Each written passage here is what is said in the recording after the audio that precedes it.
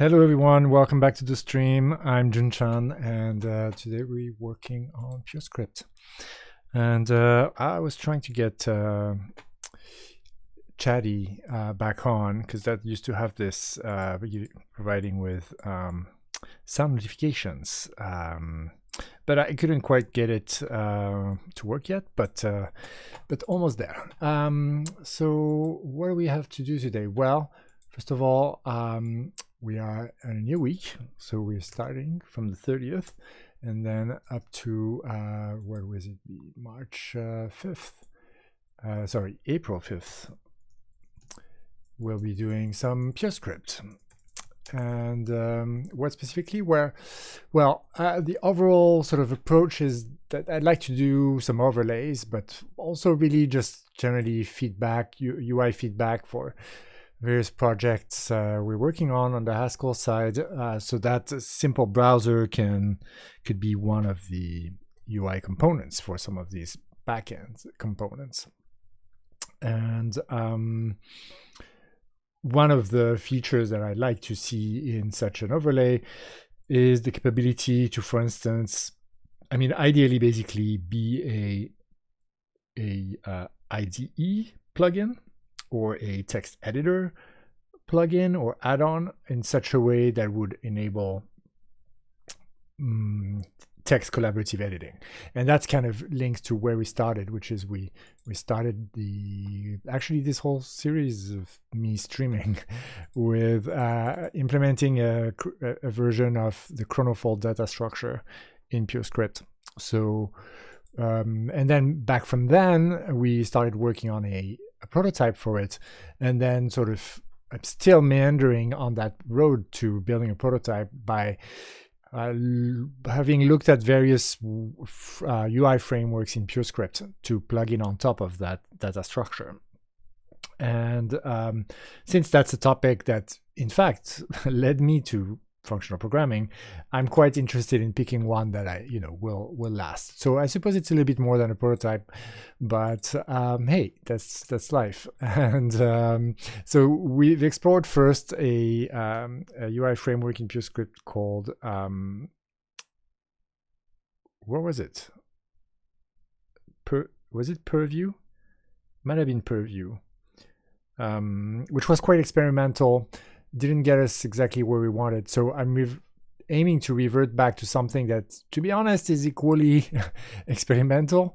But I was trying to see whether I could plug it into something a bit more mainstream in at least the Purescript world, which is Purescript React Explorer, this common-atic UI approach, which I really resonate with because it appeals to my sense of symmetry. And I've gone a little bit into that in a clip that's available on the channel called Why I Like Common-atic UIs, and that's also on my YouTube channel. Okay, so where were we last time? Well, so this is part of where our browser-based chronofold prototype is like, but we've still been playing in a kind of a sandbox in this Purescript Common-atic UI React Basic project, and I've been trying to sort of make sense of basically trying to parse the differences between Philip Freeman's original implementation or formulation, and then some later work that Arthur Xavier did in his thesis. And what I found is that I wasn't sure about some of the added things in the sort of later versions, or at least maybe I didn't understand some of the direction that it took.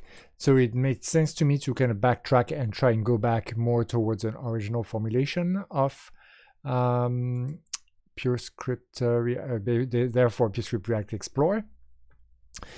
And so let's see, I think I have made some notes about this in the prototype log here. And right, so what I wanted to do next time, which is this time, is try to understand why there was a lazy in the Purescript React Explorer tests main right here. No, not right here. That's the Purescript free library. Let's see. right here. Yes. Here is the this is the original formulation by Phil Freeman, and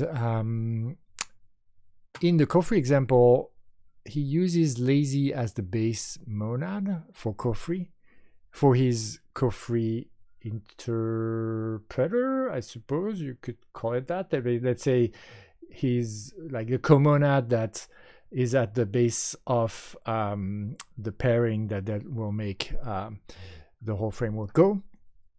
But to me, this is strange because it means that there's two layers of lazy, because Cofre is itself formulated in terms of lazy.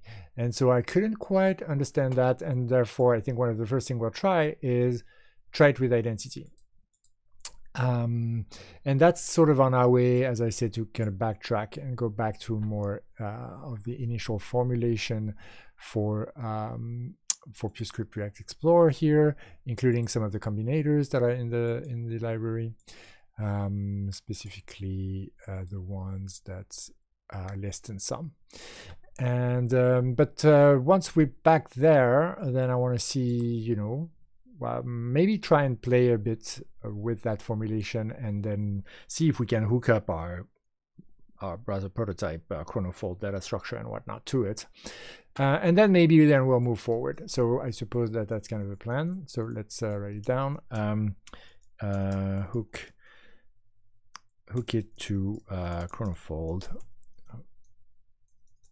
prototype, and then maybe go back forth towards more recent implementation of Purescript comonadic UI. Okay. Oh, well, I need to do that. Okay. Apparently there's a shortcut for Markdown's track through now. And yeah. Okay. So let's start with something simple. Why is there lazy there is a really nice and simple thing to start with, and I seem to have toggled the word wrap as well. And trying that with identity, I think that will be a good way to reorient ourselves in our code as well, and see whether it compiles and all of that trivial stuff. Okay, so we're here in Purescript UI React Basic. And do we have something to run we don't have anything to run the test, but npm start, that will run parcel test HTML. And so that will run our main function, which has the counter here. So let's first try to see whether we can still run this.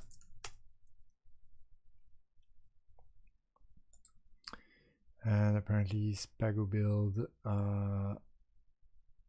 cannot be done directly here. So test.main has been defined multiple times. Okay, well, that's a problem. Module test.main and module test.main, that's correct. So how are we going to do that? What is this counter? Oh, I think I was in the process of renaming this as the counter, and then give us more of a blank slate in the main function, I think. Let's see, text component. Do we have this in here? We do not. Yes. Okay, so let's call this test.counter. At least that will solve the compilation error.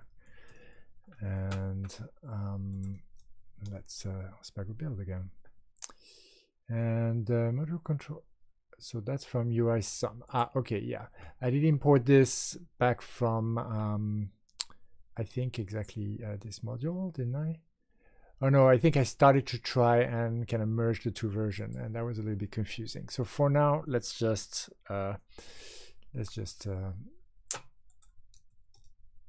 comment it out.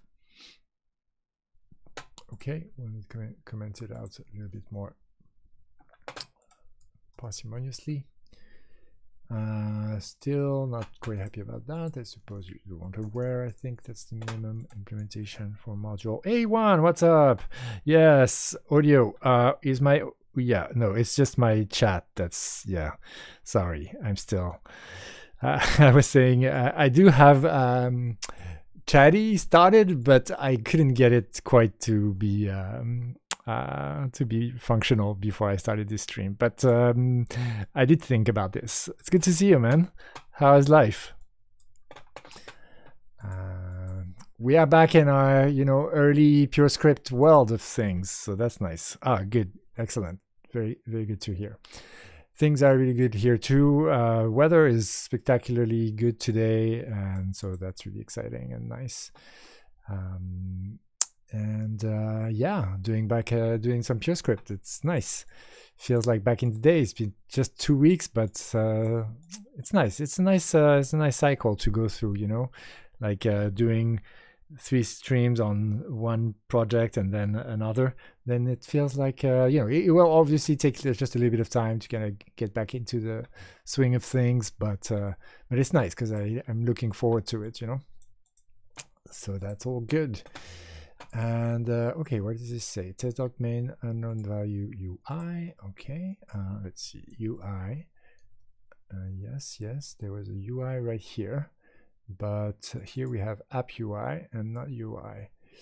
Okay, let's see how I had it here. I had UI and app UI, and then app UI, nothing happened to it. I see. And then so I suppose for now we can just call it UI and see whether it compiles. I don't quite remember exactly where you're at.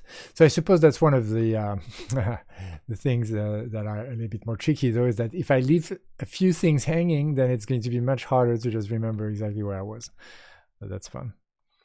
Yeah, grabbing a drink. I started the stream with a good gulp of water, so I'm still good. But yeah, remind me in 10 minutes, because it is the weather is starting to get to the point where actually it's nice to indeed hydrate at least once every half hour or something like that. So thanks for watching out for me. Appreciate it. Okay, so here app container. So I think what we'll try, because that's what we wanted to do really, is we'll take the co-free example that's right there, and we will try to make that work. And so we'll actually get rid. I think so. The text component, I was actually trying to get quite a little bit ahead there, I suppose. But we'll just put that on pause for now and comment it out. And then think about how this co-free example will fit into this approach right here. So first of all, it was supposed to be combined by a sum, but that's fine. We don't need to do that. And I think, yeah, it used to be called not with to React, but something close to it, right?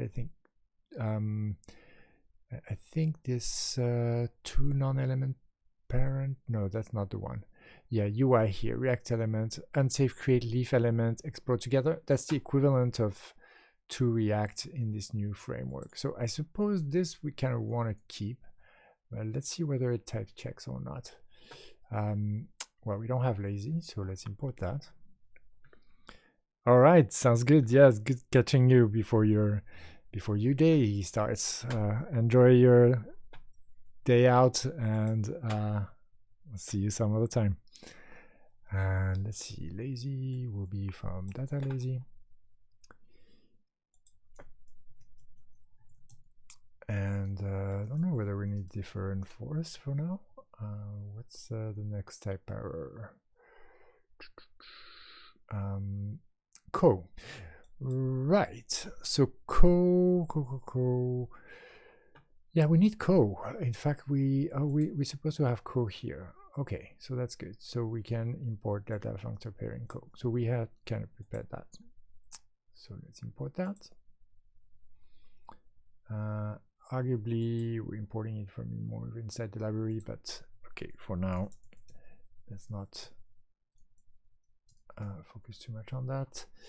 And just import maybe just co for now. Nah, let's just import the whole thing. And see what's next. Oh, well, let's ask IDE what's next. F8, is that right? Yeah. But you pretty has. Are you telling me that it's supposed to compile?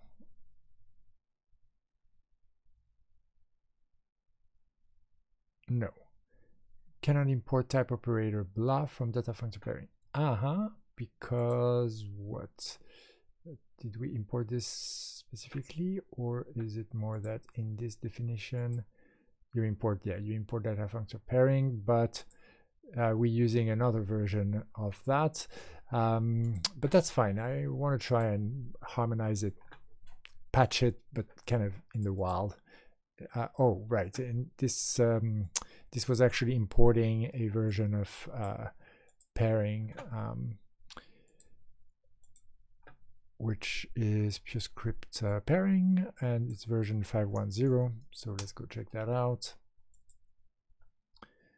5.10 is the one, and data functor, and it would be this guy, and I would export. Hold on. That. Oh, that is the guy. Okay, so it's just that this wasn't a thing, but now we can make it a thing. And what's the problem? Unknown type pairing. Oh, right, because it was a type rather than the type class. Yeah, that's a bit of a different approach. I suppose we could have both, possibly. Actually, there might be a way to have both in a kind of nice way. How would that work? Is there? We have a type pairing.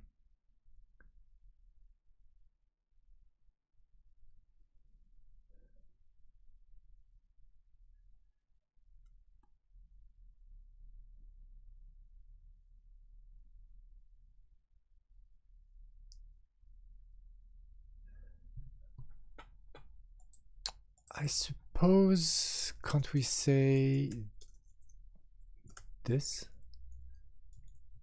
No, I think the definition of an alias is for a type class is different, or function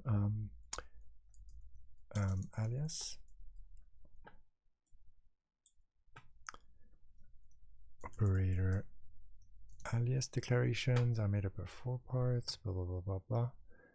And associativity in pair, infix, precedence, function to alias, pair the operator as blah.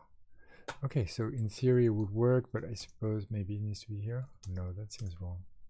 What's up? Oh no, it does work. I just need to save. So now we export it, but is it going to work? Is it really pair that we're looking for?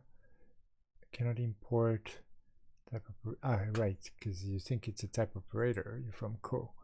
But of course it's not a type operator now, and so the question is, where was this used? And it was used here, and I suppose in this case we can just where we don't need to use pair co. I think we can just use pair. Is that right?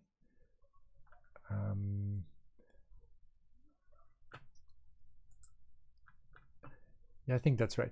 So the fact that this has somewhat diverged is also a problem, because I think there's something that doesn't fit quite well with what I've seen, and even what I've been doing with the beginning with this approach, is that with this approach I ended up defining my own free monad and then my own co-free comonad, and then this is the co-free comonad, and then defining a pair instance for this and call it a day.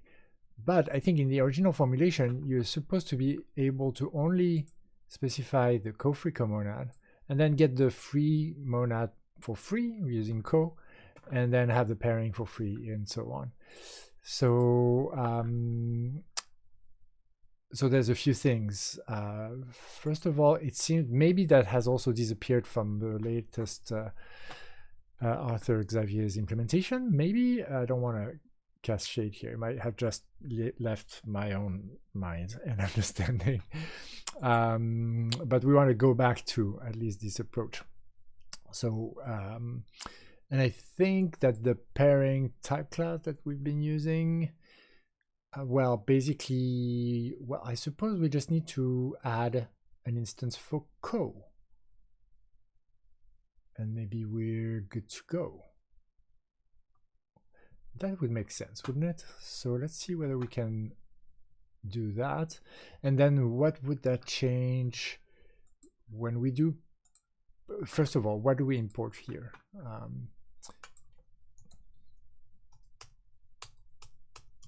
Okay, co. We import the type co, and we import the what I think is a constructor here. And then we have the type again, and then what is that? Is wrap free part of it? I don't know. Let's go check it out. No, it's just lift co and lower co, and then in fact all of those type classes, yeah, hinge on co somehow. Yeah, I need to try and understand this. It's a bit different.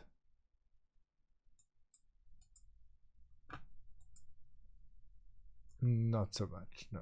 Okay. So lift co and lower co, is this that these are used in sum? Was that the thing? I mean, they're not used in sum here, but maybe they're used in sum in path's original formulation. Yeah, well, at least, yeah, co, at least run co is used, but not lift co and lower co. Okay, so let's try and search for where these guys are used in the library there. Wow. This is so bad. It doesn't even find the. Oh, hold on.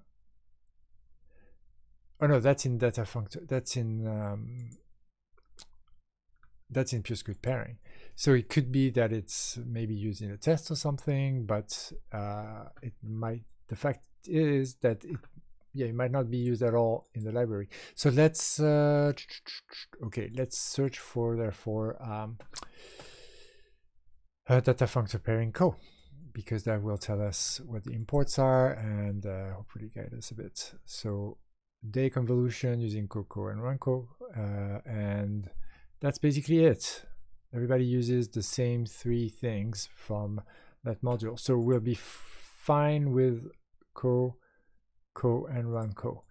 And all right.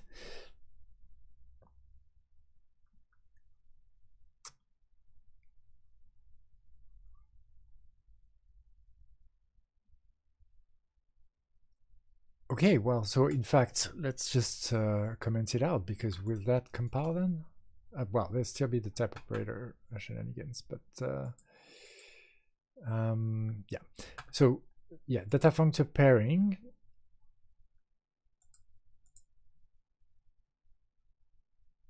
Hold on, data function pairing co here.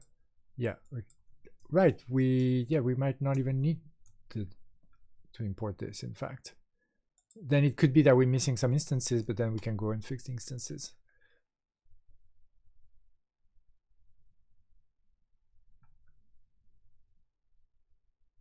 Yeah, that's right.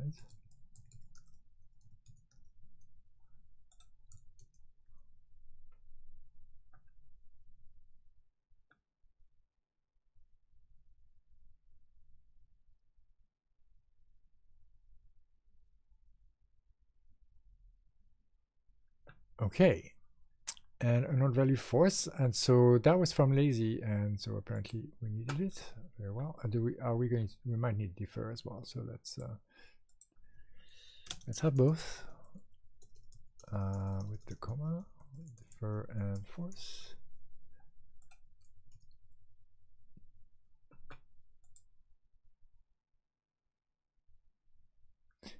unknown type UI, and so that's here. Okay, so here we need to do some more kind of grafting of the past world and the new world. So let's see. UI here was, I suppose, right here, yeah. And the equivalent for us in this new world is what? I think is React UI. Oh no, yes, there was this realization that in the original formulation, it was so much simpler. There was that UI and the monad and the comonad somehow were parameterized with only one type, whereas in this world, the everything was parameterized with so much more. I think we were looking at it specifically for sums. Right, yeah, exactly. Component T is parameterized by M, W1, F, and A, whereas in the original formulation, is that the no? That's just the sum instance for comonads, so that's a different thing. Yeah, in the original formulation, if I find it in sums right here, yeah, we had component of W1, and so yeah, so I couldn't justify for myself why so many more type parameters.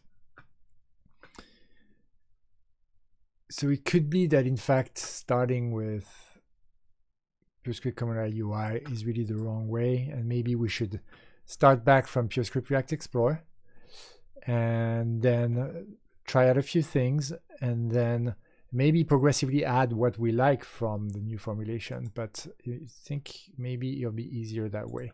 So let's backtrack and let's do that. And do we have Purescript React Explorer in here? We do not. I'm pretty sure we'll have it somewhere, but let's get it back from here. It's fine.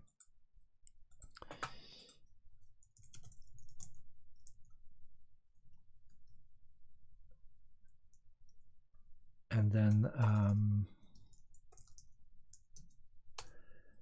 let's open it here. It's going to open a new window. Let's open it in the same one.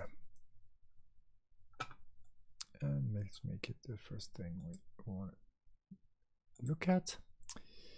Okay, so we're going to need to patch a few things to make it work. We're going to need to Spago init. Just going to try to do migrations and whatnot. It might miss some packages.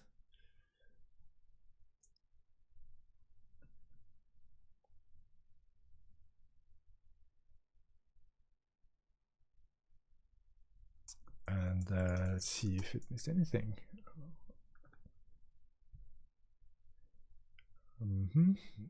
Right, so let's see. Module data func today was not found. Yeah, so it's missing some of the stuff that was in Bower, like Purescript Day. That one I think is slightly more needs to be added manually here. I think I did that work before though. So let me try and find it. It's not going to be obvious how to find it, but I think it would be in. Do I import? Oh, right. I think I did create. Yes, right. I think I did put it here. So here would have build and technique and workshop. I think that's where I have most of my Purescript stuff from before. I don't see Purescript. Oh, actually, that's a link to here. Interesting.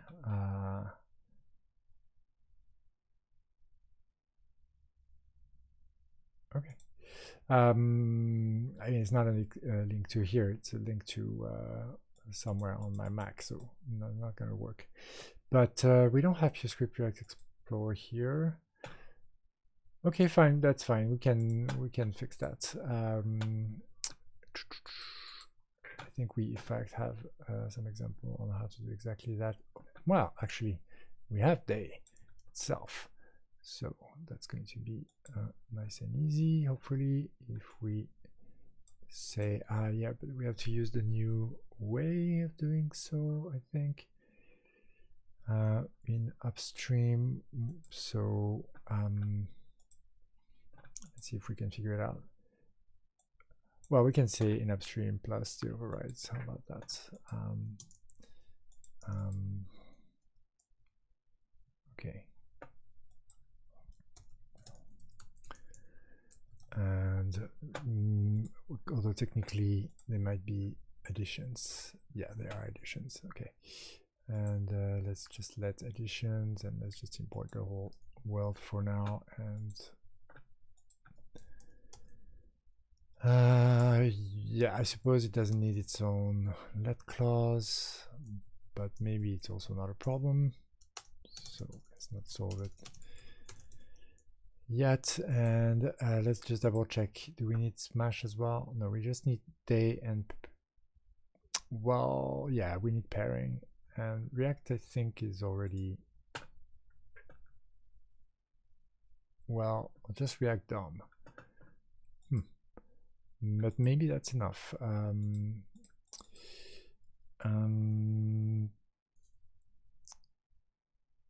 Yeah, I think we need to import pairing. It's the old version of pairing, but we can migrate it little by little. And so pairing itself depends on free functors and transformers.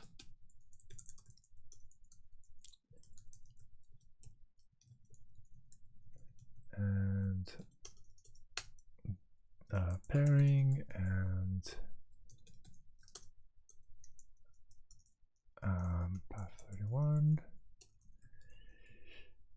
And master should be just fine. And then free. And free, I think we can also get directly from the packages history.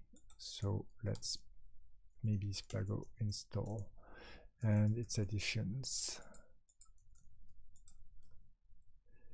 Installing pairing, but not day. Not sure why. So yeah, data functor day doesn't exist. So let's go check on day. It is there. Let's have a master. Oh, right. We need to add it to the list here, as well as React probably. Except this might have bit rot, but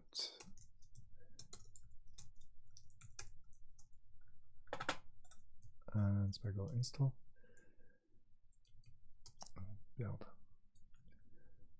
Okay, so only 3 errors now, and those look like, oh yeah, there might be in Purescript web now, these things. I think we have that in here, don't we? We just have React DOM. Did we have to add? No. Okay, so I think, yeah, these are other these are from Purescript web, I think. But let's go check. That would be in Puresuit. Puresuit. What? Not that. Not that either. Web dot HTML dot window or whatever. Okay, maybe with a bit more care. Okay, Purescript web HTML. That's the guy. Spago install web HTML and build, and it compiles. And then we'll want to run our tests. And for that, we're going to want something a bit like what we had before, like just an index.html, and paste it there, and then trust parcel to do the right thing. And here, instead of app and app2, I think we need an example. And then we'll need to, well, we Spago built, and so we just need to parcel tests index.html, I think. Except that we need some parcel installed. So how did I deal with that over there? I think we had just both. No, we just had parcel installed, and that's it. And how do I have it with the prototype? Because I think that I thought about this a little bit more here in this context. Yeah, it's parcel bundler that we need to have as a dependency, I think. And I think that well, let's see how that works. If I npm I save dev of parcel, okay, parcel bundler.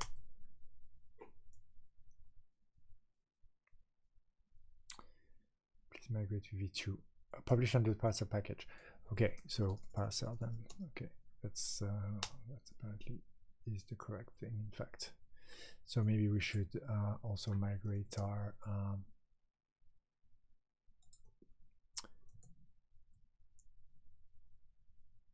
migrate this, since we might have to come back to it. Except probably I just want to, in fact, just do it like so.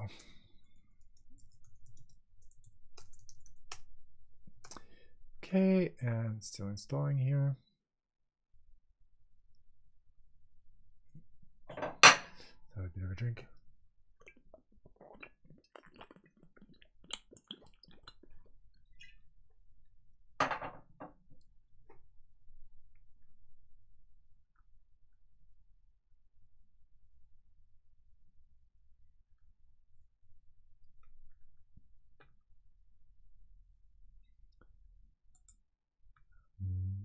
I wonder,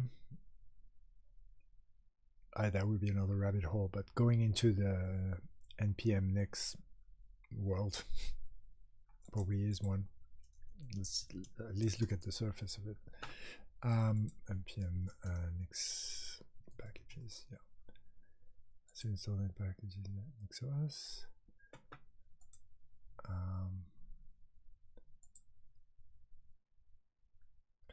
Multiple ways, Nix shell, still node, and then run npm install. npm to Nix. Okay, let's run our parcel command. Okay, it doesn't work because we need to go into node modules.bin parcel and run the command again. All right, did I mean fail to resolve index.js? Sure, yes, that's right, indeed. Right, because I need to have that index.js as well. It's going to do the proper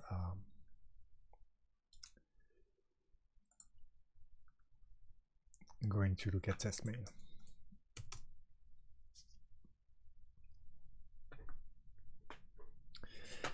And then we should be able to open up localhost 123.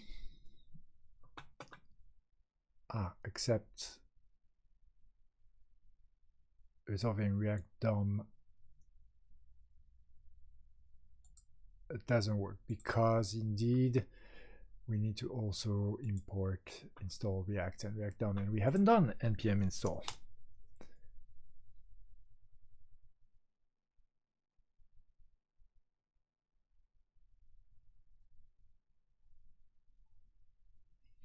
All right.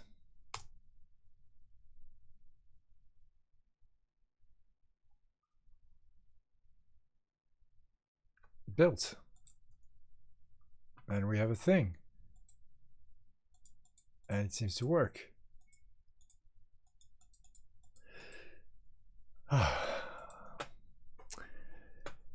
The simplicity of Purescript's just build environment, and the fact that you've seen like also the syntax highlighting and like the IDE stuff, it's all working. Oh, I say this, but well, is it working? This is actually rebuilding. Oh yeah, it is working. So yeah, so that stuff compared to how tough it's been with Haskell is just a breath of fresh air. Okay, amazing. So now we get to test our thing. First of all, we're going to need to fix these colors because this is impossible to read, right? So I suppose there was some where. Okay, I suppose it's just this basic CSS that's not doing what we want.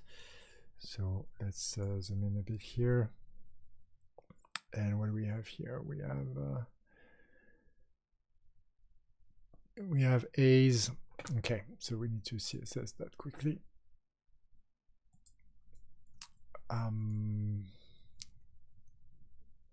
Background blah, color blah. Yeah, so I suppose we do, what is it? Just A, I think. And color, maybe not white, but RGB. So maybe like slightly bluish, but not more than that.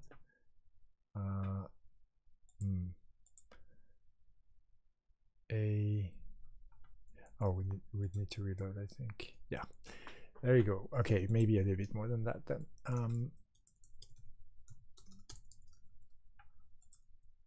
Okay. And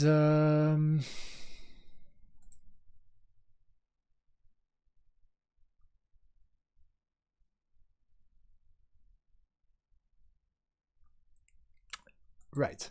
And then let's say for now, we actually don't care about those other examples. So let's just have code free. And that's it.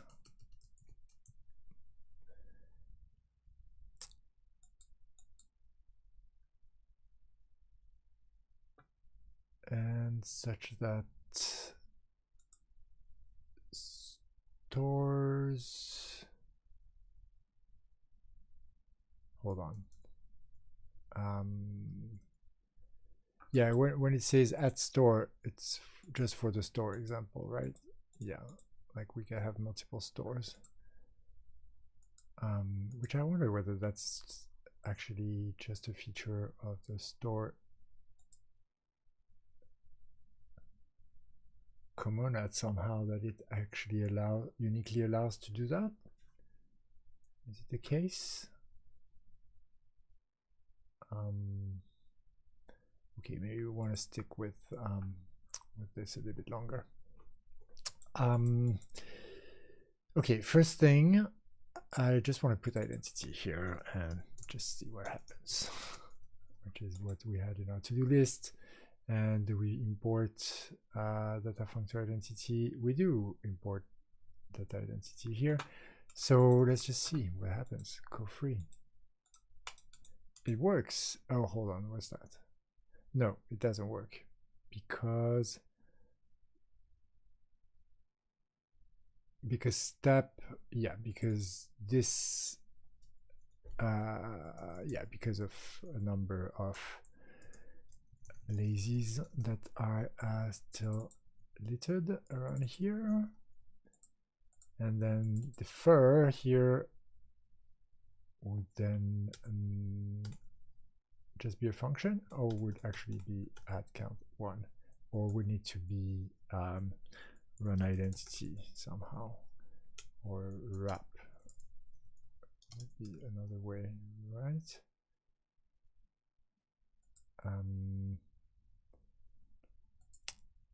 Or in data identity, don't we have also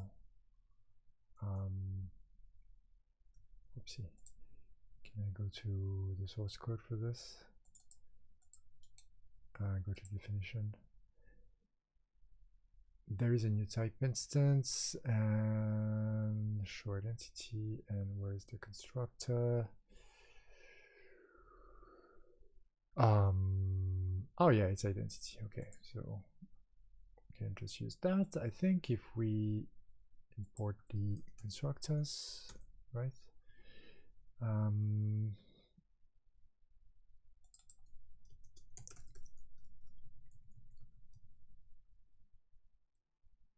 Yeah, okay, so it is identity at count 1. Yeah, and then wrap free.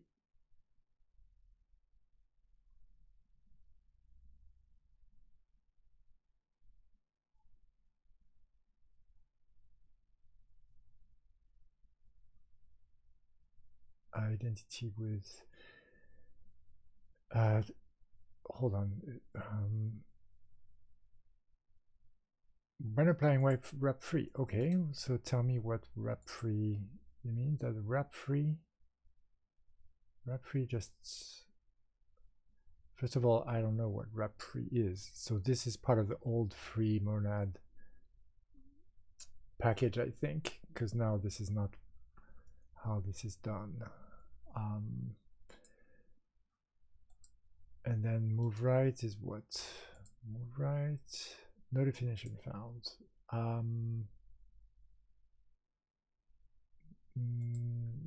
Really? That sounds wrong. I think move right is defined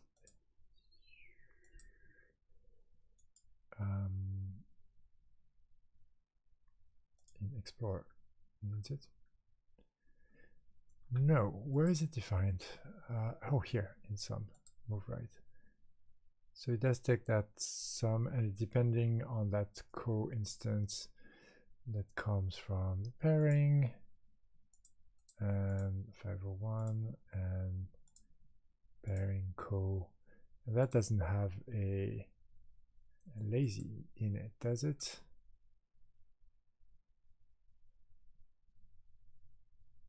Well, no, it doesn't, but it is using that wrap free instance from an app free. So again, that's kind of old school, I think. We'll want to switch that, but let's try to first make it work. Oh, maybe it's no, it's pure unit. Send takes a what?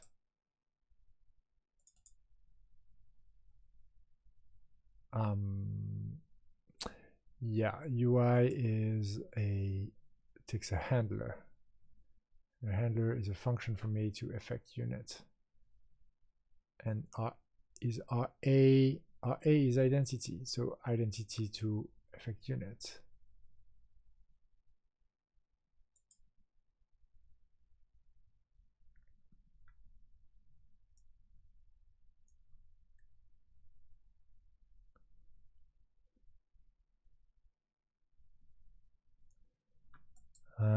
Is that right?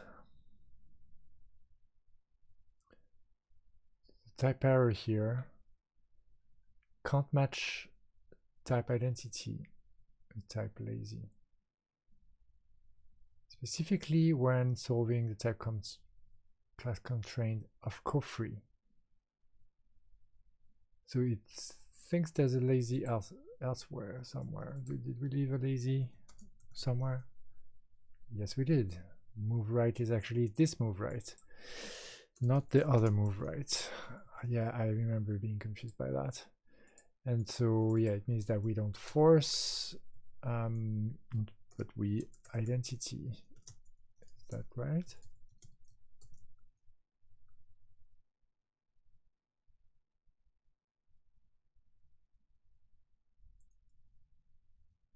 Or maybe just co-identity.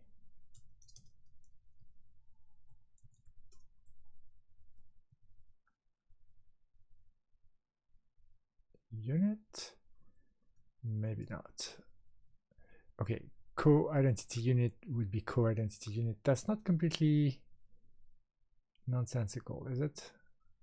Except that, no, that requires a kind of like a unit-ish formulation there. Okay, so we do need like some kind of passing of stuff. And then really force is what? Force takes a lazy A to an A. Oh, okay, so that needs to be run identity then, but that's not something we have, is it? So maybe it's just, we say this is identity A, and then we return a unit with parentheses.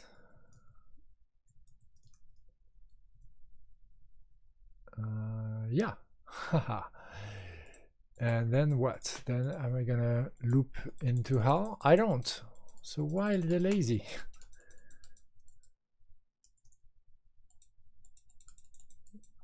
Why the lazy? Maybe because this early implementation of free didn't include the lazy in it. That kind of makes sense, doesn't it? Yeah. I don't know why I missed that last time then.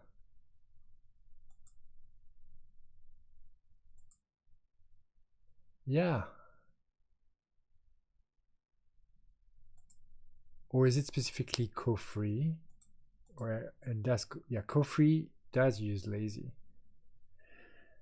It did use lazy at version 5.2.0, which is the one that that was pinned in Purescript, the Purescript React Explorer. So no, I'm still a bit confused about why lazy. Still not quite sure why that's the case.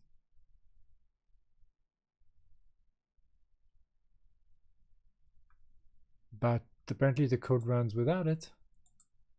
So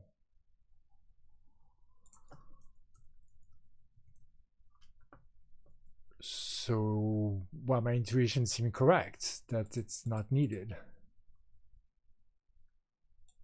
right?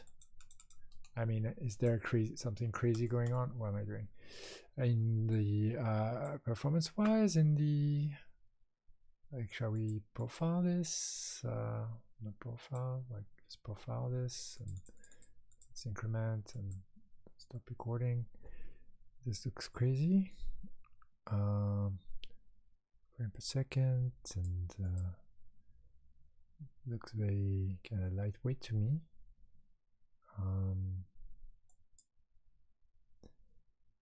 Mostly idle, just tiny bit of garbage collection.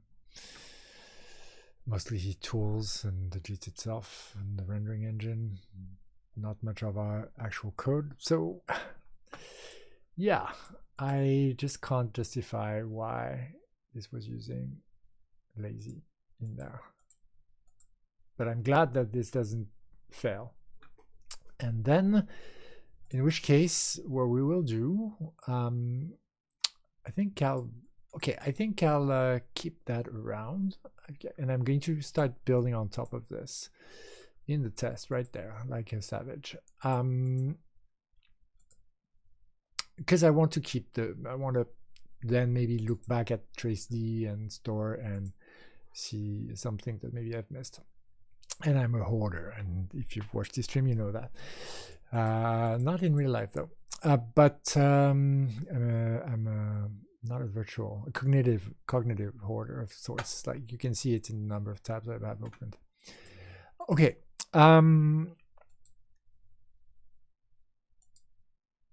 So we're adding to this. Let's look a little bit at our roadmapy thingy. Our roadmapy thingy is here. So why is there a lazy there? We have Explorer there. Try with identity, it works. So puzzlement.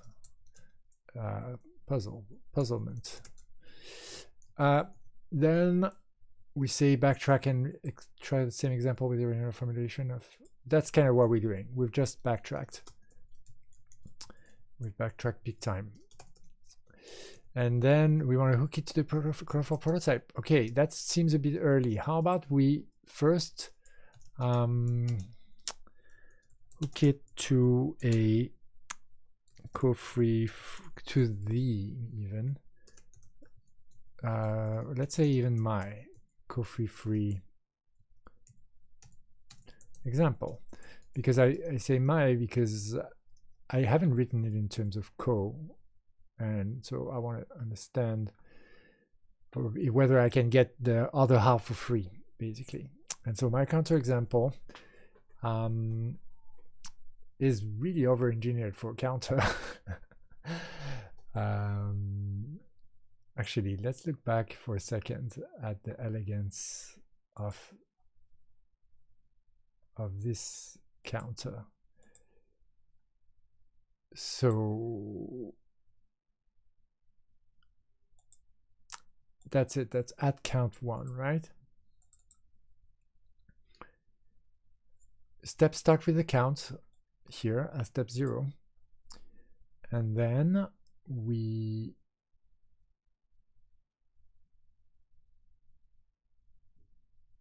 put it in a tuple. Why do we put it in a tuple? Clearly because build co-free expects that. And so, okay, I suppose the real first thing is to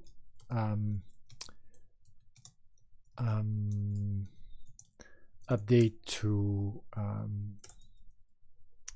free T. That would be, and then to maybe the type class based pairing, which is where we were sort of dancing around earlier. So free T, okay.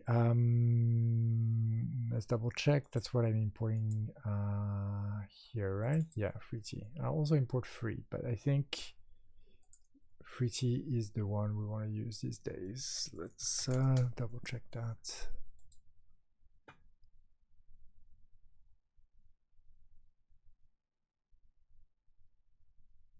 Is it?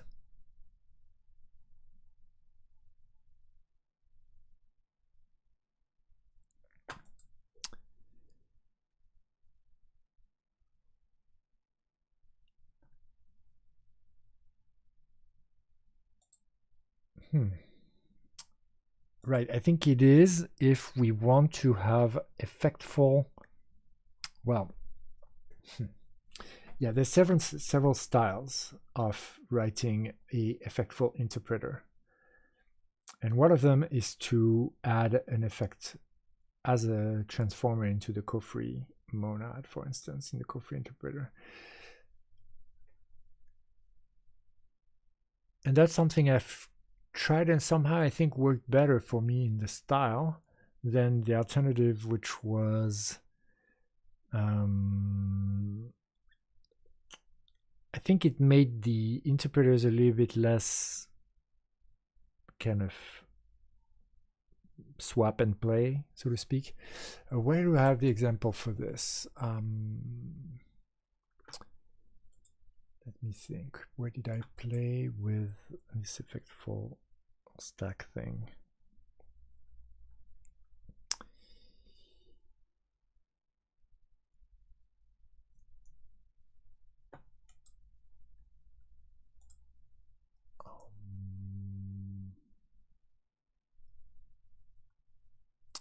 I think that will have to be in yes. That will have to be somewhere in like Kit, I think, or no, maybe I actually, that's something, it was in Kit, but I think I extracted it somewhere in Workshop. Yeah, I'm pretty sure I have. So if I add this here, experiments,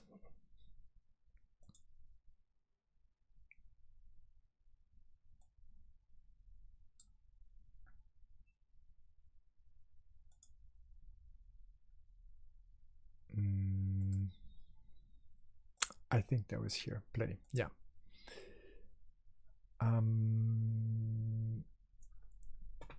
Right, here, yeah, my co-console ends up being in AF, which is really convenient. And I think, yeah, co-console is basically co-free T, I think, somewhere, right? Let's see, where is that co-console? replace the types. All right, no, in this case it's using the run extensible effects, but I think morally it is kind of code-free T, I think, isn't it? Not even morally, actually. Co-console, it is just code-free.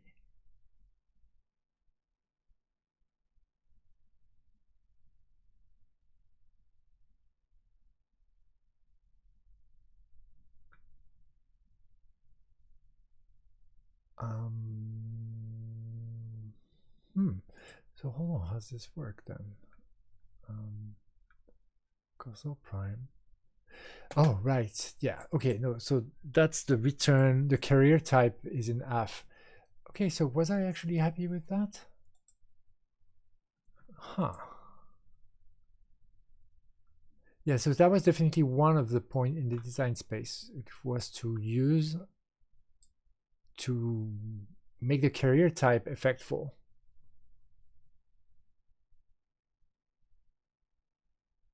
So it could be co-console IO in Haskell or whatever, right? Or co-console F unit or something.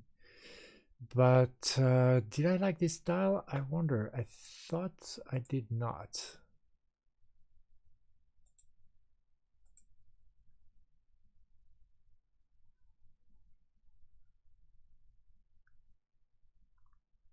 But now I'm also thinking if I have a, especially in this approach where it's already, there's quite a lot of, because we're using these row based variants to track our extensible effect, but that they kind of cut across the grain compared to like an FRP framework in some interesting way. So like you have to manage this up channel and down channels.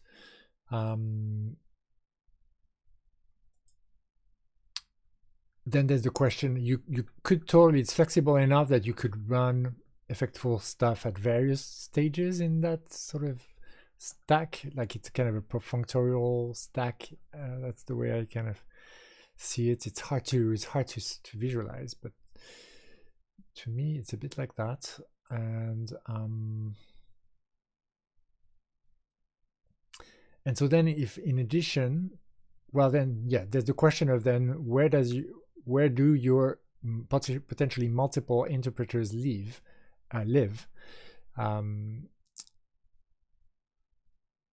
So here, for instance, rec and res are the things that end up being interpreted at the bottom, but that's a somewhat arbitrary choice. And so that the driver actually deals with rec and res, in this case rec and res prime, which are the F version of rec and res, which the original rec and res were F in effect. And then I kind of do an adapter of sorts with the eval, which ends up being the one that does the pairing. And which, by the way, I think is morally equivalent to this kind of more machine formulation that we saw from Ed in the School of Haskell stuff, for more machines, more for less. That's the one. This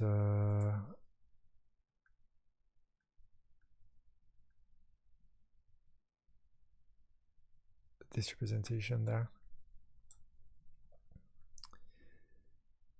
That there might be a way to clean that up, because this makes direct use of the pairing, and so at some point then you're just running the Moore machine, but here this is where the pairing occurs, and then I suppose I have to deal with the lifting here, because I guess, as I said, yeah, my return value, the return value of my interpreter is in F, so I suppose I have to then lift F and then get the response and then respond to that. So that becomes the real driver, right? And these two things make up a driver in the sense of Cycle.js, right? So if we go back to Cycle.js and some of the idea behind it, oh, actually that's here.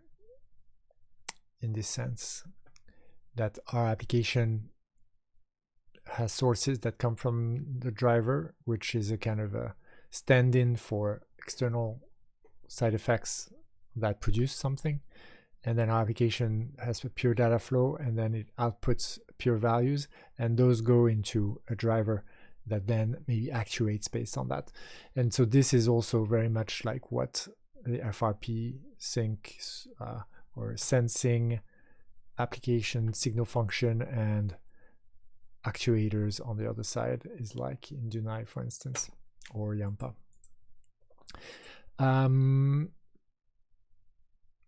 Okay, all of that to kind of try and get back to my question of how do we deal with effects? And here, I suppose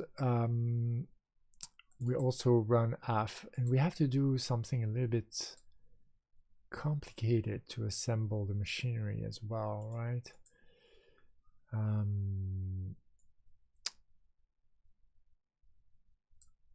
Here I kind of initiate the driver, and then I pass on the initial, well, I provide my monad stack transformer, the equivalent of my monad stack transformers, my stack of monad transformers, but that really are in Purescript run. But I do the equivalent by providing them with like a run thing, and then I wire my signal network and run my app onto a driver while emitting some logs. And there's quite a bit of complexity in here in the fact that run af and run base af prime, and then the lift af, and then the af inside the interpreter. All of these they're one point in the design space. Whether they're the right one or not, I'm not sure. It might be that it is, because then you kind of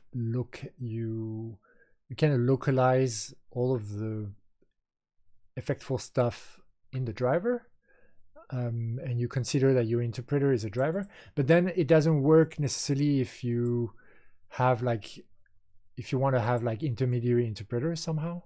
Like those wouldn't be effectful, but I think that's probably fine.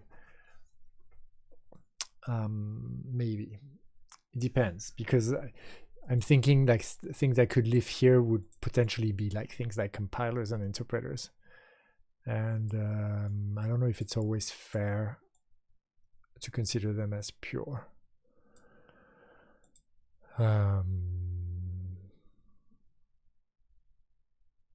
Especially in the presence of things like caching or memorization, and the fact that actually, you might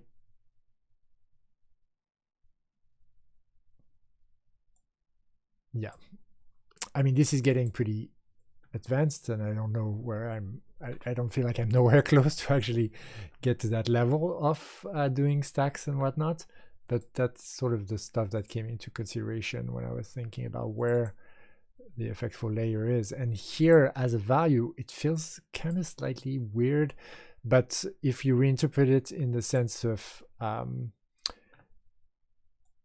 it's just a way to parameterize. Oh, hold on. It's not true actually, because my rec prime and my res prime carry af string, and so that all that stuff actually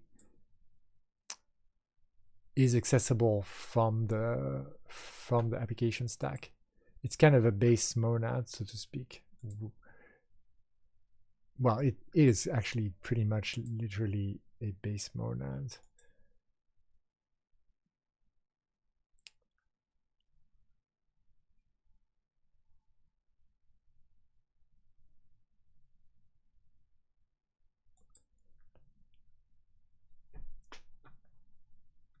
I don't know if that's a pattern that I've seen much, like to have co-free of IO, for instance. It sounds strange.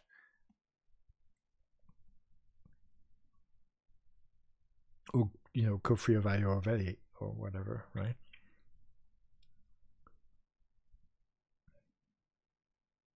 It's more like usually you'll interpret co-free of A into IO of A, something like that.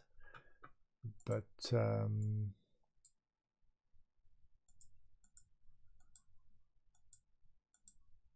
maybe it's fine.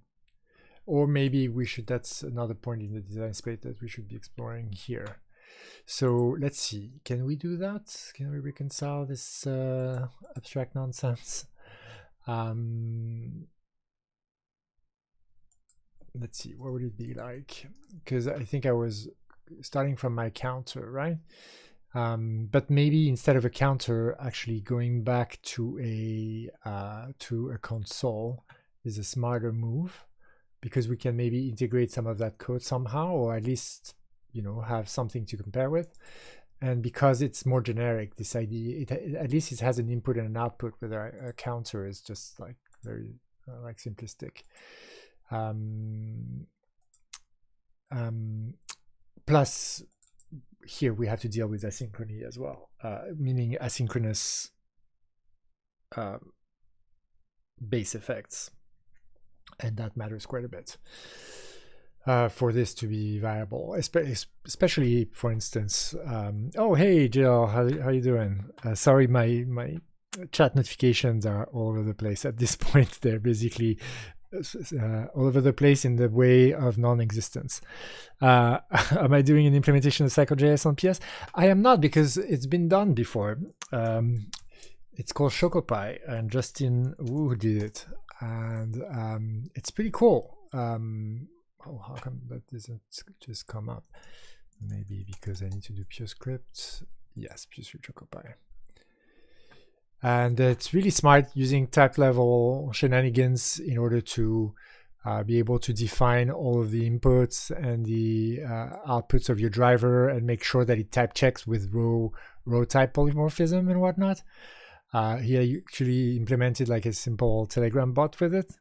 So that's really cool. But I've been quite inspired by CycleJS because of a few things. Because it's, I don't know if you've ever heard its author, his name escapes me right now, Staltz, right? Andre Staltz mentioned that CycleJS actually follows a pattern that used to be in an old version of Haskell.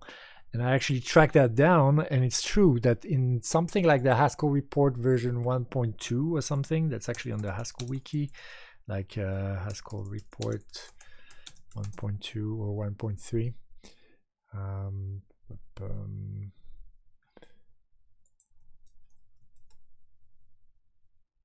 Future Haskell, oh, maybe it's there. Yeah. And Purescript, or maybe 1.4. I think it was actually 1.2. Haskell moved from a what was called dialogue-based I/O into what became the super famous monadic style I/O. So before there was monadic I/O, there was actually dialogue-based or streaming I/O, dialogue-based I/O. I don't know whether this is the correct report. Preface to version 1.1, 1.2, 1.3. Flexible I/O, Haskell kernel. This doesn't look like the one that I saw. But it's really striking to me, because it means that there is an alternative way to even think about I/O in your application, and it is quite well described by this little diagram. You know, pure data flow, and then effectful source sync, like driver layer, and it's really close to what you see in FRP frameworks. So yeah, I'm interested in kind of including this idea of watching at it from different perspectives, right? We're seeing the same problem from different perspectives, trying to see, hopefully trying to understand more of it by looking at it from different perspectives. And I've played a bit with this in this kind of awful mess here, but I get it to work and type check and sort of run on top of like a lot of different bells and whistles, like the run framework. Don't know if you know that stuff. Purescript run from Nate Fobion is a extensible effects framework for Purescript. So using the row type polymorphism to do what you would usually do in a monad transformer, or that the Haskell extensible effect crowd is trying to do, but they don't have row types, but Purescript does, and so it actually can get kind of theoretically pretty nice. In fact, like the early version of Purescript F used to kind of do that, use the row system to maintain effects, and then revert it to the effect monad instead. And so the whole row stuff or extensible effect moved into a library, and it's using variants, which are polymorphic sums or extensible sums. And then Nate Fobion developed this thing called Purescript Run Streaming, which is a coroutine implementation, which is basically equivalent to pipes or conduits or machines in Haskell, using this extensible effects framework. And so it allows to do push and pull based streaming abstractions. And if you look at the basic combinators there, then it looks totally like the Cycle.js stuff or RX or some of the FRP thinking, except that it's a little bit more pointwise, if that makes sense. So it's more like coroutine-y. So it's more like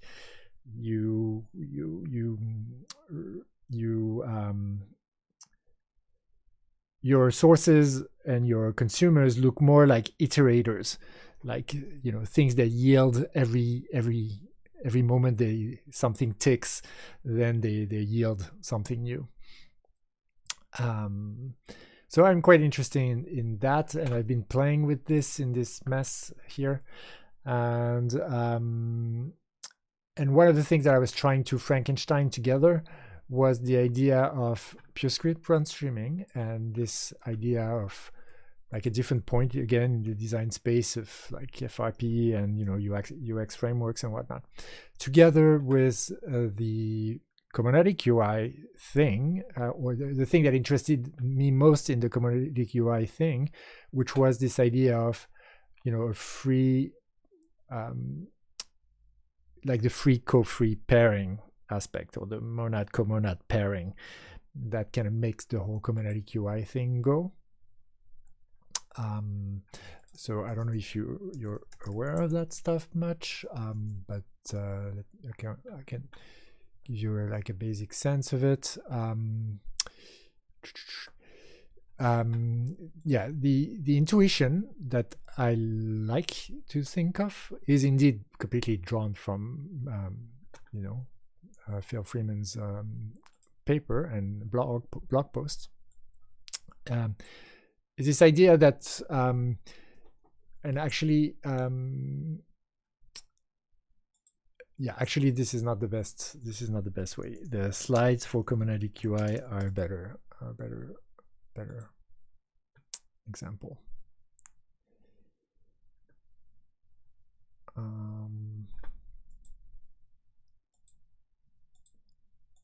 Okay, that's actually not Phil Freeman's ones, but maybe it has the paper.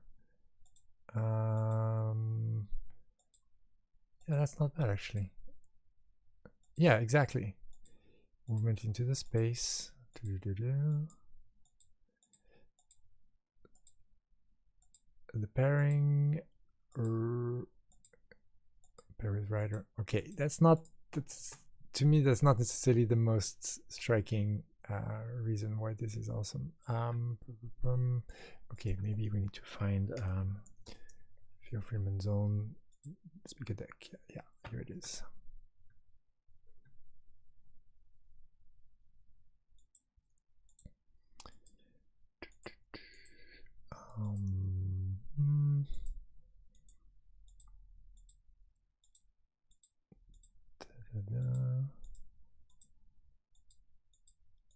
think to me the killer slide of this whole thing is this one coming up soon, hopefully. Pairings, yeah, that's the one.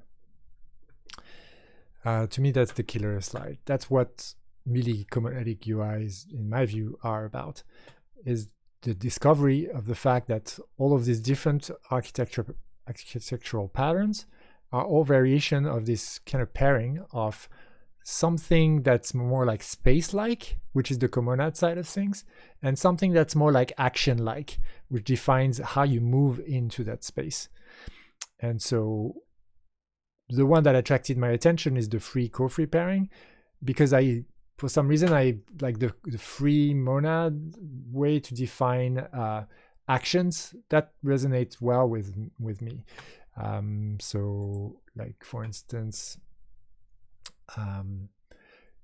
defining the base functor for free monad for console as something that has a putStirLine constructor and something that has a getLine constructor as being like your console driver, and saying that the putStirLine is something where you provide a string and then the continuation, and getLine is the thing where you wait until you get a string from the universe, and then once you have it, then you move on to the next stuff.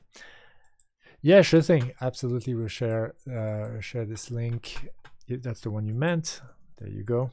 That's the slide deck. And then if you want to go a little bit deeper into the blog post, then go definitely check that out. And thanks for stopping by. It's good to have a fellow Purescripter, Hascaller, stop by. Really appreciate it. And yeah, that stuff is super exciting. And feel free to come by some other time and I can continue boring you senseless with it, because I love it. Bye bye. Have a great evening. Okay, so let's get back to actually taking that beautiful base functor and making it the basis of our exploration of Theo Freeman's way of doing things. Except that, yeah, the idea is that if we use the combinator, then maybe we don't need that, and we can actually just take the co-free interpreter and get that for free. So that would be amazing, and I suppose that's what we want to try. And I think we could try it with the counter example. Maybe that'll be a little bit more incremental. But let's go and try and be bold and brave and try directly with console, even though that's a little bit hairy. So console, right? So co-console is the co-free comonad, right? It's actually nice and sweet, right? It's kind of, yeah, it is really nice and sweet. And did I have another version here for the, right? The one with AF is actually a little bit more hairy. It is more hairy, but it allows to, yeah, to arbitrarily inject effects, which I did here, that's why it looks hairy, is because it actually uses the capability of the base monad really liberally, right? I decide like I can actually use this the node readline capability to actually do a side effect, but then I also do logging and then actual AF style async stuff in the middle of my interpreter, and it all works. So I really like that. So that maybe is the more ambitious thing that we want to move towards.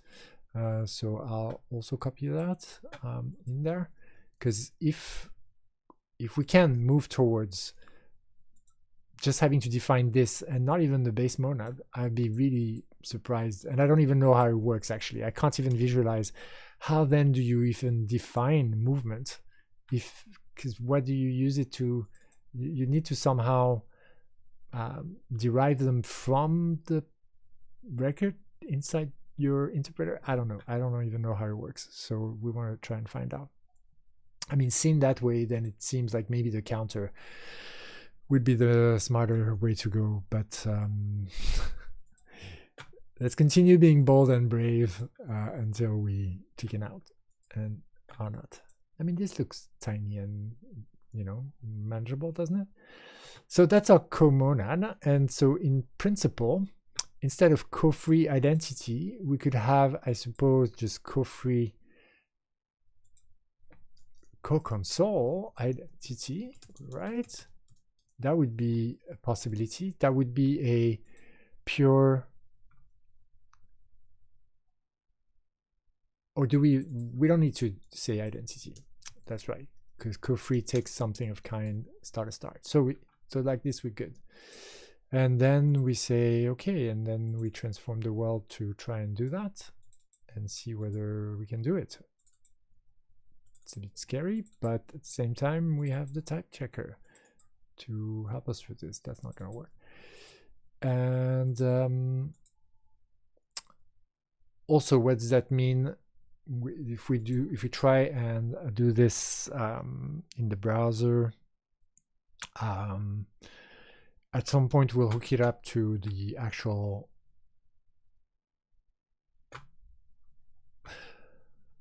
you know what, I think we can hook it up to a text input thing, and we probably should, because then that also gets us back towards doing chronofoldy things. So let's go back to here and see how we did the whole text area here. We had that. That's this. We used just something called text. So let's see in Purescript what is the. Do we have access to React? I think we might actually. So what am I doing? This stuff D, that's in React, right? That's React DOM. Yeah, that's React DOM. So let's do React DOM. And let's see what a text area is, and that would be in here, I suppose. And text would not be a text area, that would be a but the area would be a text area, I suppose. So let's just call it area, and well, let's say we do d.area, and that takes an array of props, so we could call it array prime and then be kind of done with it, except if we wanted to hook up some. Oh, so that's in a button. Yeah, no, that's, what am I doing? Yeah, okay, so button. Okay, well, yeah, no, I suppose we make it an area, and then we say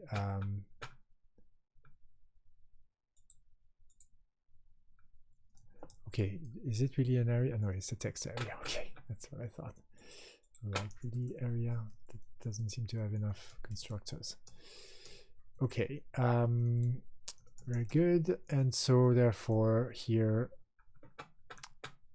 we also take an array of React elements as children, and I suppose those could be maybe text, maybe, and on click will not be on click, it will be on change, I think. But let's go check the props and see. I don't think that this will be type checked.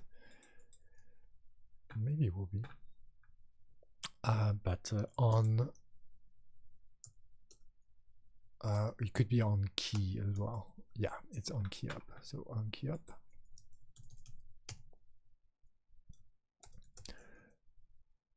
Or on key press. Maybe on key press. We ignore the thing and then we move right. I don't mind that, actually. Yeah, I don't mind that, whatever that means for us. In our case, it will mean like putting something, I suppose, and then getting we might define elsewhere. We might be able to then scale up to having like arbitrary things that get gotten in the future, if when we kind of rebase this onto a effectful and even affectful, asynchronous effectful monad, base monad. Okay, so that's fine. And then give me your type errors, and let's see. So okay, so here things start to become interesting, right? Because what does co expect?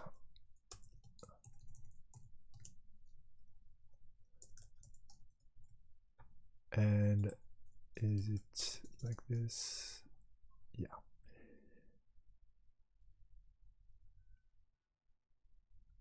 Unknown value, so it's not like this, it's like this, isn't it? Okay. Not here. And Spago build.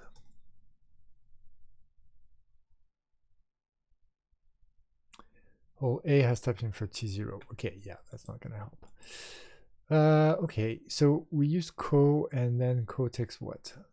Oh, co takes that complicated thing.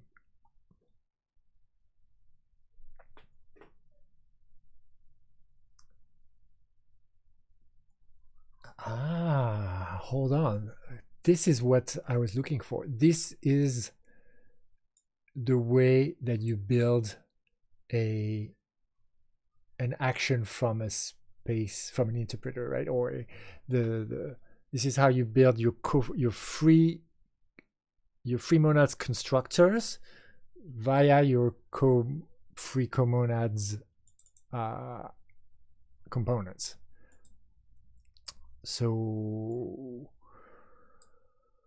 in this case, there's only one component, so it's more or less trivial, including lazy identity. It's more or less trivial. But here, okay, so here we're getting a co-free thing, which has both a put and a get. Isn't that the case? I think that's the case.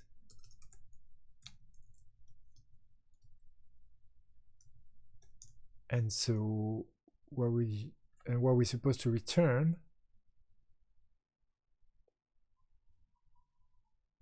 that will return into the co thing. So we're supposed to return the R. So put right, we're supposed to yeah. Well, actually it's going to look quite a lot like exactly this, where hold on. Yeah, it looks no, it doesn't look like this actually. Like coiter a little bit. I think there's probably some kind of relationship between co and coiter. No. It's more like between coiter and explore or pairing. Not so much with that, but it's more with this formulation though, where we get the next.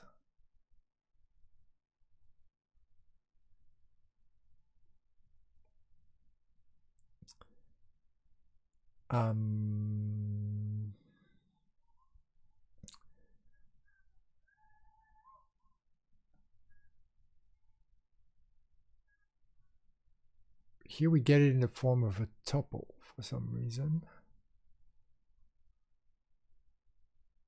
Oh yeah, because gets a tuple.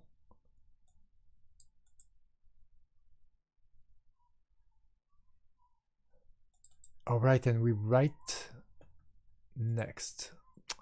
How does this work here? Getting identity from co-free meant getting the only thing that co-free can give you. Whereas here,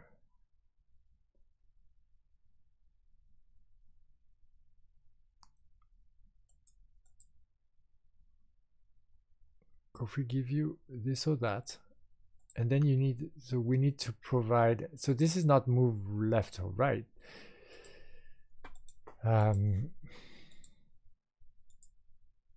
Can we pattern match on something, or do we have both put and get? If it's a co-free comonad, then yes, but then shouldn't there be something that tells us which direction we took, which is the kind of the monadic side of the equation here? Okay, let's try and maybe put a type hole here. What does that tell us? Can we pattern match here, for instance? A T1 to R0, right? So, okay. So it takes something that is existing, like, yeah, that is higher, that's a higher rank type, like the 4R, WA2R, which is like, yeah, your Koyoneda E, and then it's, so like it takes the comonad from A to R. Oh, right. So I think it's the thing where next is a continuation of sorts. Meaning we do, our comonads is co-free of co-console F, but instead of passing it a regular value, we pass it a function, A to R, and which is the same, I think, as passing it sort of next. It's more like K. So what? It's, so we get a put. Or what's the problem with getting a? It would still be. Oh, maybe it's in co-console F. Maybe we need to put that inside a. We need to have the type constructor. Yeah, I think that's correct. So, and then put is going to be of type string to A to R. And then we'll need to deal with that kind of like inversion of control thingy. Let's try and Spectral build. That's how I remember the mental gymnastics of writing this interpreter there. It's pretty tough. Whole A as type T0. Okay, so thank you for your help. I suppose the type checker, the Purescript type checker, doesn't help us as much as the Haskell type checker would here. Fair enough. Okay, it's all good. We can do it. So put. Okay, so we have a put and a get.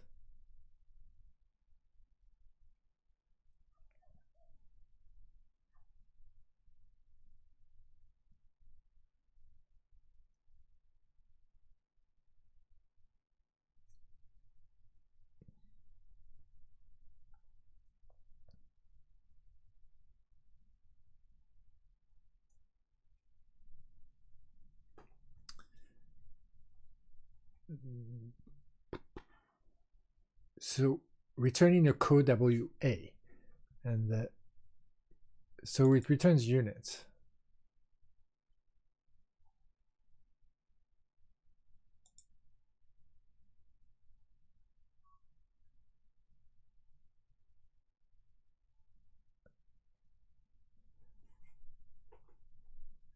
Returns a code WA. So it actually it returns an action,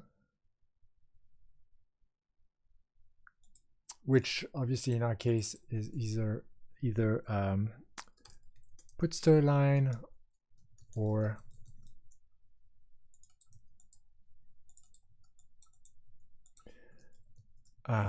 get line. And there's really no reason to put this in here.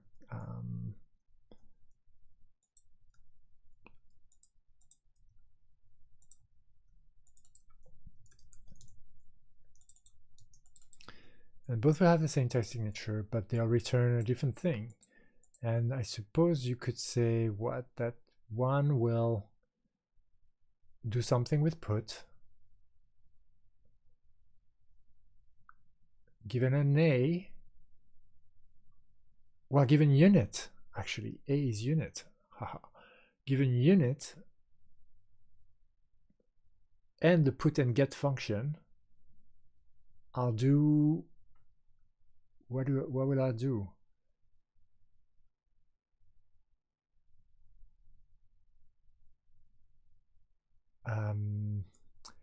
My interpreter is waiting for string for put. So put line is going to take a string. That's the answer, I think. And then it's going to call put with that string.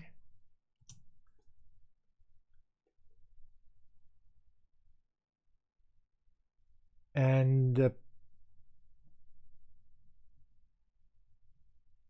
that will return a unit.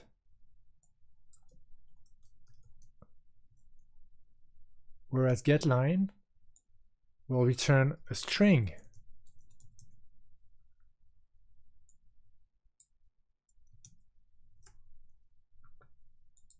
By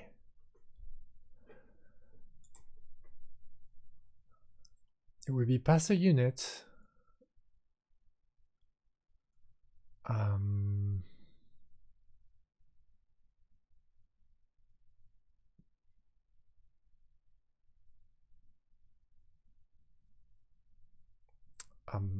Hold on, I'm losing my direction of things again here. GetLine will return a string. That's fine. And we have the get function, so we ignore the put function, and we call the get function, and the get function just returns us the string that we want. So we need to untopple it, taking the first from it, and that gets us the string. And so we're good to go.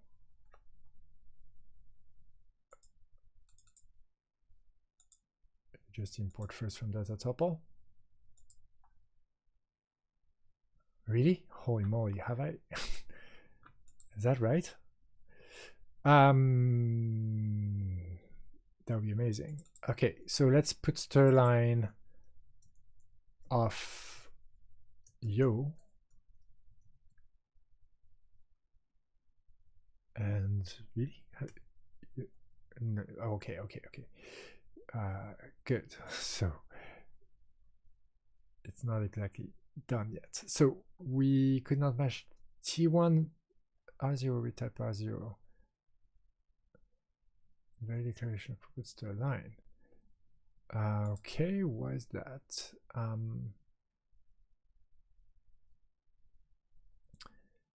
When we pass put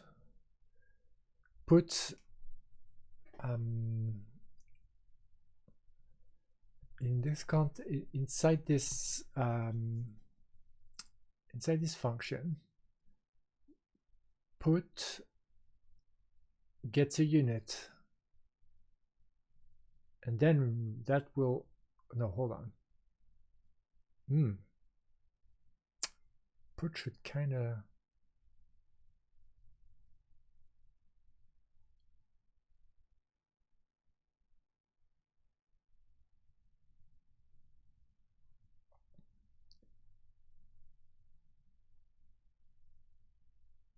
put gets the string,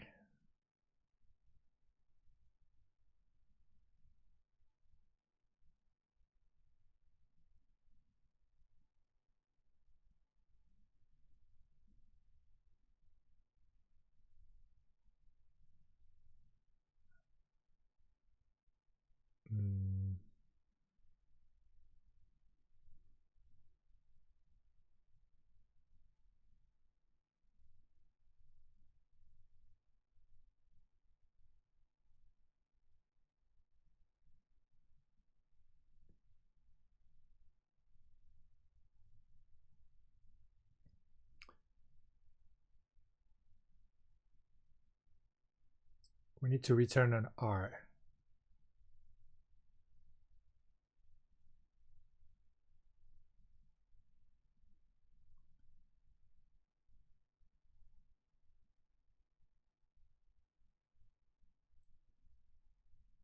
With put being string to unit to R.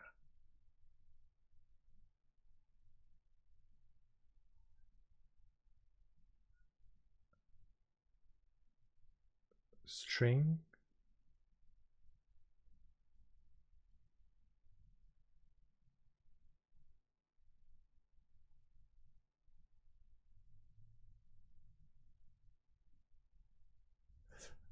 to unit.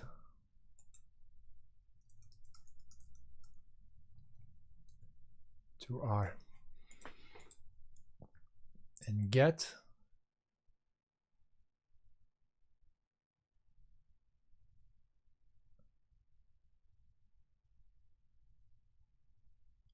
yeah.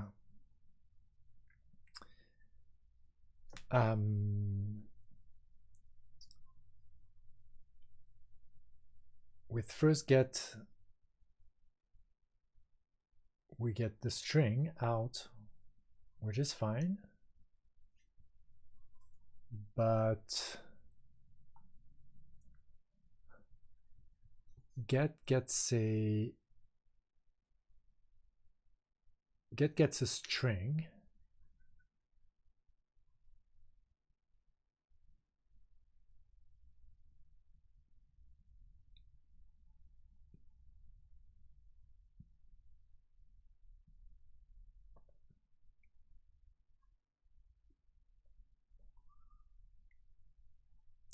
So it's a tuple string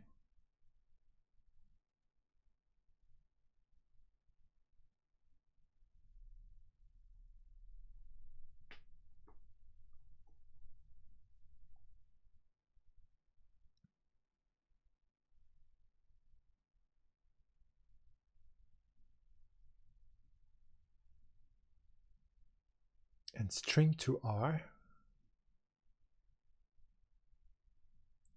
So I get the string out, and then I pass the string to the continuation, so to second guess. So I pass this to second get.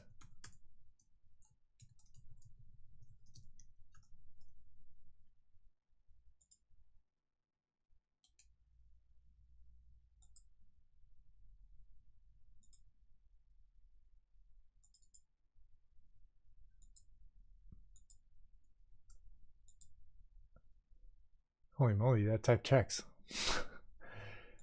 Whoa. That's a bit of a brain bender, that one, huh? And so then what step counts? Yeah, well, we don't have counts anymore. So maybe we have like empty string as sort of the initial space. And then here is text. How about that? So let's call it text. So maybe, how about we call it state? And then it's string, right? And then we show string, well, text state. And in fact, we don't even need to show it because it's a string. And then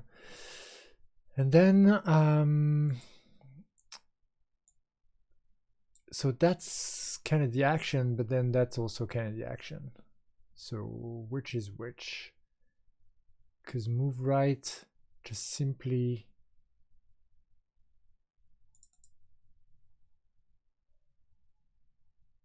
the whole tuple thing is linked to the type of build co-free.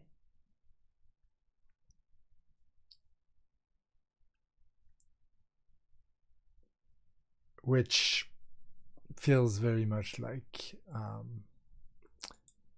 the more stuff. Let's see whether it's exactly like that or not. Go free.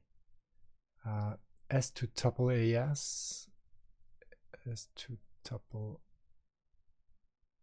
It's hard to see. And S. Hard to see. I'm not sure whether actually this is a, but I think morally that's what it is, because it's the thing that makes the pairing move forward in time. So it might be rewritable somehow in maybe more of this notation. But then, yeah, the question is, so what do we put here? And because we have our two monadic actions there that can be triggered by some action, so I like that. And then I suppose here,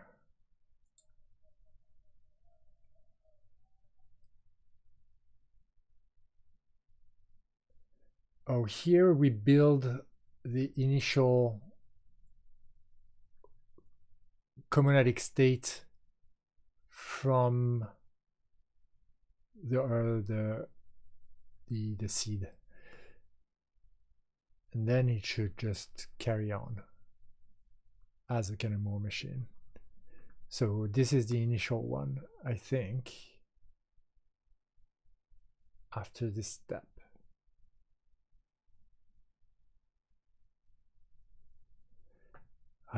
Sounds right, but not super easy to think about what it's going to be. So because here it feels like it needs to be kind of console F something. Oh, right. It needs to be the interpreter. Is that right? Maybe. Okay, let's call it interpreter. And let's say that the interpreter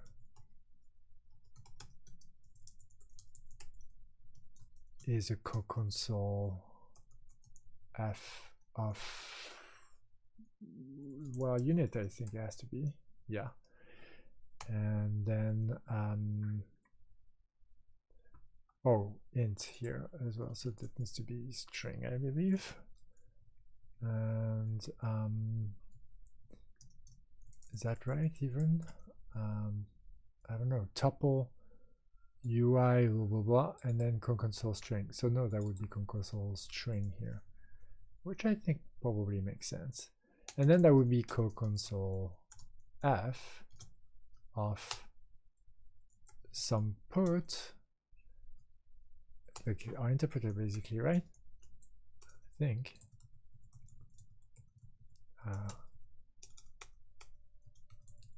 Except it's a colon here. And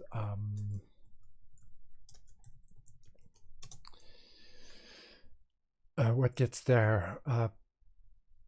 Put. Well, if you tell me that you're putting a thing, then I need to update the state somehow. So the question is, where is the state? I put it in get. Is that what's up? Maybe? Don't know. No, I think, yeah, of course. It doesn't include the state. It's just the interpreter. If I want it to be stateful, then I need the machinery to be elsewhere, somehow to wrap the state, or maybe it's sufficient to be in the carrier type actually. So in that case, if we say that that's sufficient, then put is just identity. And get will just fake something. And in fact, we're not going to be using get here. So we can just say fake. Well, a tuple of fake and fake. Okay. And you need a co-console instance for, yes, you do. Deriving functor. Does this even work here? Who knows? You don't even know where the functor is? What? A non-type functor? Okay, you sure? How about you import it? Don't you have this in Prelude? How strange. You should have this in Prelude. Isn't there a data functor? Hold on, what? Why do I have to? Okay, maybe I'm just using completely the wrong syntax is the reason, because I haven't done Purescript in a while. Let's find our plaything and our functor instance, maybe in types. Yes, that's the way. Okay, and here. Okay, we have a functor instance, and holy moly, what?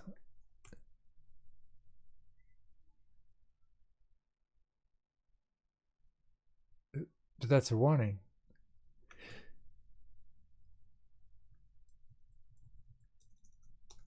You're telling me this compiles? Oh my. Oh my. Oh my. Oh my, oh my. State text. State yo.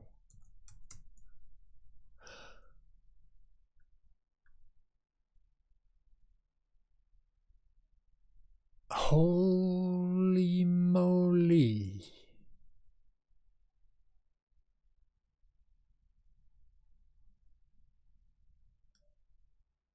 Holy moly. This just works. What? What? Happiness. Happiness. Oh yes. Okay, this wasn't straightforward, but this was also, for some reason, we were prepared for it, I think, is what it was. So this actually works. So this is how it works. It is in fact possible to derive monadic actions from only the comonad, the interpreter's definition, with this little trick right there. And this is probably fairly generalizable mechanically, actually, because most co-interpreters, most interpreters are going to look like this.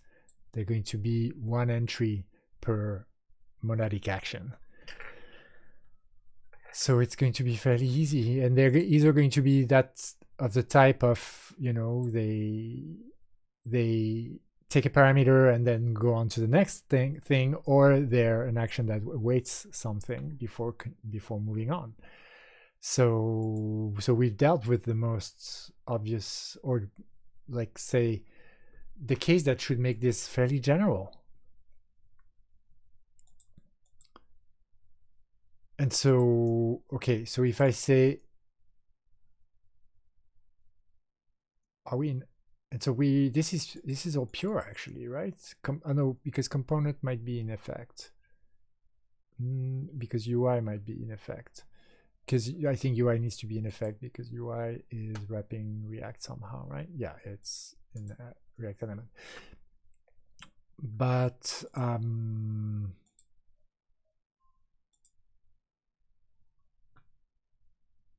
so we might want to kind of tear that apart. That's my intuition, because it kind of makes UI a special case, and I don't like that. I don't want UI as being a special case. Kind of want UI to be just another side effect, which is really exactly what Psycho.js does, actually, and I think that's just very beautiful and neat.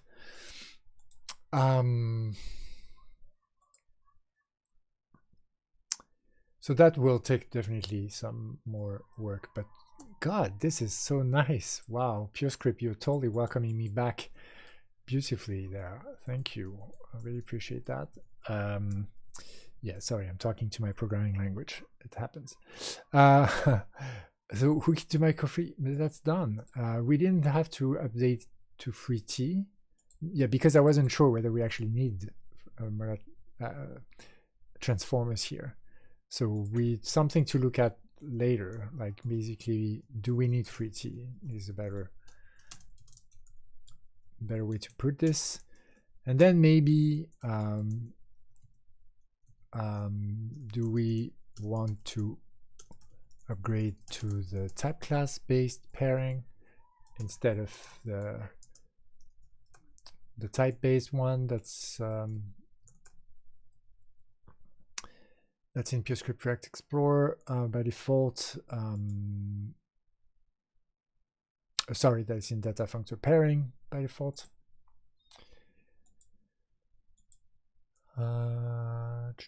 Where is it? Pairing. Oh, I'm so happy that this worked out so nicely. It's amazing. And yeah, pairing. Right, this one type-based pairing, which means that then the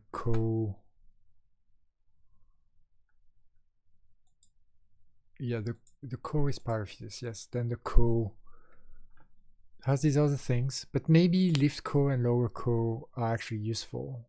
Hold on, look at this.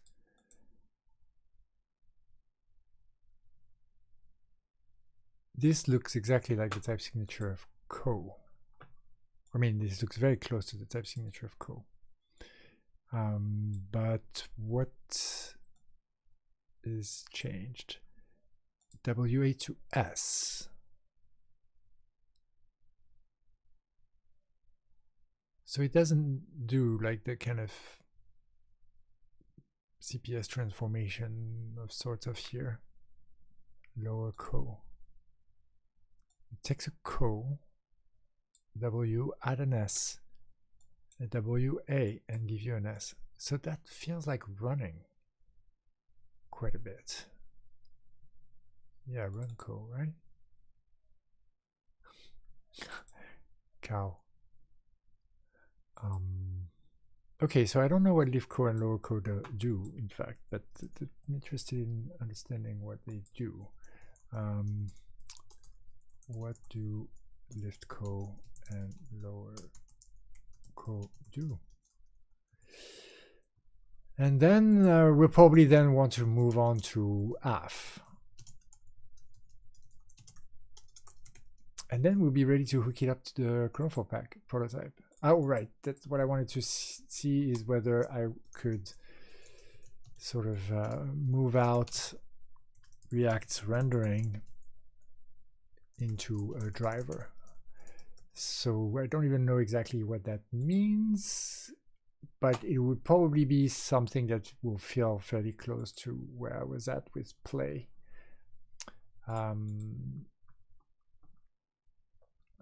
Maybe. No, I think actually I get a little bit stumped at this point when trying to think about how to hook it to a rendering framework. So we'll need to rethink that. But that's going to be quite exciting. So yeah, super looking forward to it. It feels like we made tons of progress, even though we kind of backtracked a bit, but actually that was totally the right call. Because now I feel like I have a good handle on exactly where we're at here. We're building this from the ground up using the co-free thing. There's no extra fat here. It's all super lean because we define really the comonad, like in fact the base functor for the comonad just once, and then everything else can be not automatically derived from it, but we don't need to define another data type. So that's pretty cool. And we can get the monadic actions that we need.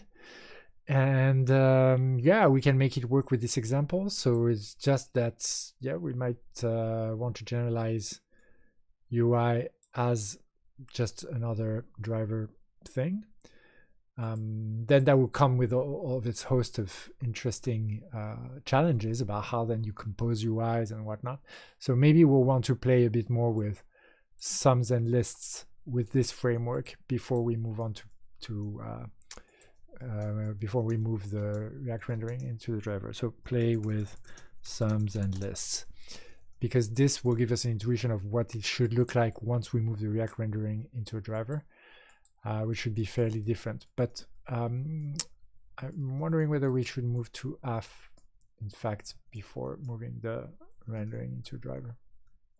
That might be quite good to do, because that will allow us to not have the toy example anymore. That will allow us to actually plug into real effects.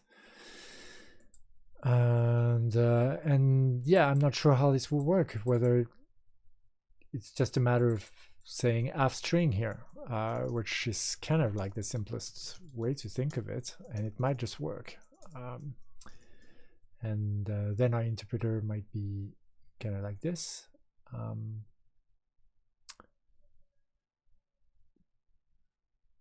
Still with the same type, in fact. Wow, yeah, it's pretty amazing. It would still be with the same type. And it's just that we'll replace this. We'll replace interpreter by this. And then as long as we've we do our interface initialization, then it should kind of pretty much plug and play. So yeah, if that works, that's going to be pretty amazing. And so it seems like if we start with that, that's going to give us a lot of momentum. So let's start with that next time.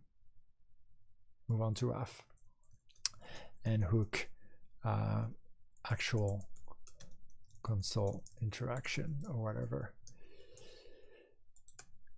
Or actual console interaction, or I don't know, in fact, some other side effect, maybe like network side effect, or I'm not sure exactly what we can plug in there, because at that point we won't have moved React rendering into a driver, so it will still be for something that's not UIE, which I suppose the best candidate is actually the chronofold, to be honest. And put and get actually are perfectly fine as abstractions for chronofold. Perfect. So that's it. That's like we move on to AF and we hook chronofold. That's it. And we exclamation mark that. And thanks so much for watching. And I'll see you in a couple of days for more Purescript and hooking things up, and hopefully with as much nice things and much happiness and rejoicement and merriment and all of these things. All right, see you and bye-bye.